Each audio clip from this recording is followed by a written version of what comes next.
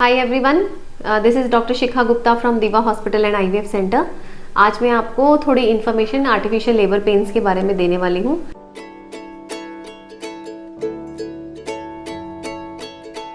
बहुत सारे जो पेशेंट्स हैं जो अबाउट टू डिलीवर हैं या डिलीवर हो चुके हैं, वो इस चीज़ को अच्छे से समझते हैं कि आर्टिफिशियल लेबर पेन्स क्या होता है। आर्टिफिशियल लेबर पेन्स का मतलब है कि अगर मरीज़ को कुदरती लेबर पेन नहीं आ रहा या लेबर पेन की इंटेंसिटी कम है, तो उसको बढ़ाने के लिए या उसको शुरू करने के लिए जो प्रोसेस होता है उसको आर्टिफिशियल लेबर पेन्स कहते हैं, और साइंटिफिक लैंग्वेज में उसको induction of labour and augmentation of labour कहा जाता है। ये जो प्रोसेस होता है इसके लिए बहुत सारी मेडिसिन्स आजकल अवेलेबल हैं, जिसमें कॉमनली यूज ड्रग्स में प्रोस्टाग्लैंडिन्स होते हैं। उसके बाद सेकेंड मोस्ट कॉमनली ड्रग जो होती है, दवाई जो होती है, उसको हम सिंटोसिनॉन या ऑक्सीटोसिन कहते हैं। जो प्रोस्टाग्लैंडिन्स होते हैं वो बहुत सारे फॉर्म में आते हैं। कॉमनली जो सबसे कॉमनली यूज होता है वो है सर्विप्राइन जेल, जिससे कि हम गर्भाशय के माउथ में डाल देते हैं ताकि गर्भाशय का माउथ जो है वो राइपन हो जाए, मतलब पक जाए, और धीरे धीरे गर्भाशय का मुख सॉफ्ट होकर ओपन होना शुरू करे।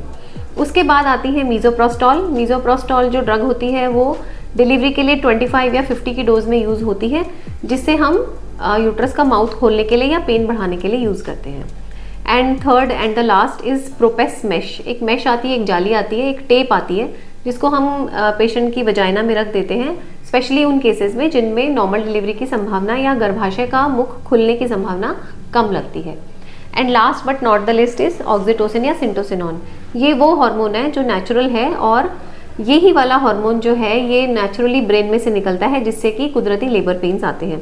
प्रोस्टाग्लैंडिन्स भी रिलीज होते हैं लेबर में जब नेचुरल लेबर पेन्स आते हैं, पर ज़्यादातर रोल जो होता है वो सिंटोसिनॉन हार्मोन का ही होता है। अब आर्टिफिशियल लेबर पेन्स कौन कौन सी कंडीशंस में दिया जाता है? आर्टिफिशियल लेबर पेन्स बहुत सारी मेडिकल कंडीशंस में दिया जाता है, जैसे कि डायबिटिक पेशेंट की डिलीवरी 37 वीक्स पे प्लान हो जाती है। अगर पेशेंट जेस्टेशनल डायबिटीज़ का है तो उसमें 38 वीक्स पर पेशेंट को आर्टिफिशियल लेबर पेन दिए जाते हैं। अगर पेशेंट कॉलेस्टेटिक जॉन्डिस ऑफ प्रेगनेंसी या प्रेगनेंसी के दौरान होने वाला पीलिया का पेशेंट है तो उसकी डिलीवरी 37 to 38 वीक्स में प्लान डिलीवरी करवाना पड़ता है। फिर उसके अलावा जो इंडिकेशंस हैं जिसमें हम आर्टिफिशियल लेबर पेन्स देते हैं वो है जैसे पेशेंट को टाइम से पहले पानी छूट गया, 34 वीक्स प्लस प्रेगनेंसी है और पानी छूट गया, तो अब डिलीवरी करानी पड़ेगी।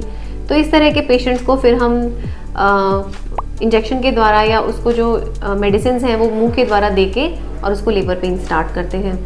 बहुत कॉमनली जब पेशेंट लेबर में आता है तो कभी कभी लेबर पेन बंद हो जाता है थोड़ी देर आके, तो लेबर पेन बढ़ाने के लिए भी ये सारी ड्रग्स का इस्तेमाल हम कर सकते हैं।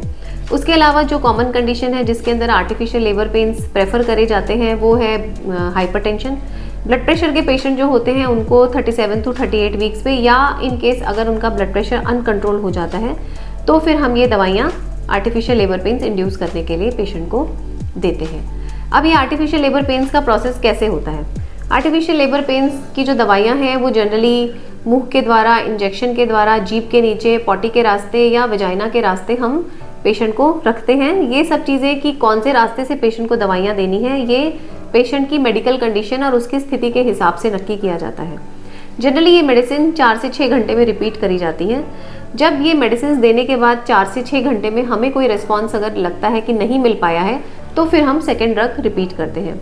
ज़्यादातर पेशेंट जो होते हैं वो 3 मेडिसिन के बाद रिस्पॉन्ड कर जाते हैं, बट इन केस अगर मदर और बेबी की कंडीशन ठीक है और हम इंडक्शन कर रहे हैं और पेशेंट ने 3 मेडिसिन के बाद भी अगर रिस्पॉन्ड नहीं किया है तो फिर उसको हम 4th मेडिसिन 4 से 6 घंटे बाद रिपीट कर सकते हैं।